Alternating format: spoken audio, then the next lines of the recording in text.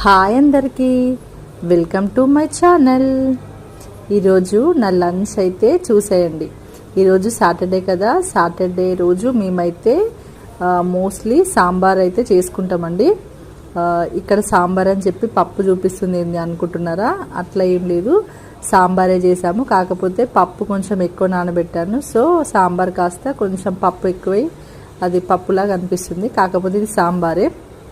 ఇంకా ఇందులో ములక్కాయలు, క్యారెట్ అవి ఏం వేయలేదు. జస్ట్ అలా చింతపండు రసం వేసి చేసుకున్నాము.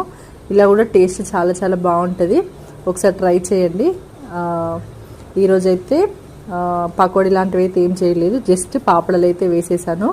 వేడి వేడి అన్నము, సాంబార్, పాపడాలు కాంబినేషన్ అయితే సూపర్ ఉంటుంది.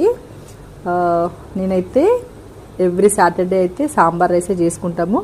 సో చివర్లో అయితే నేను ఇలా ఐస్ క్రీమ్ అయితే తినేసాను. సో మీరేం చేసుకున్నారు?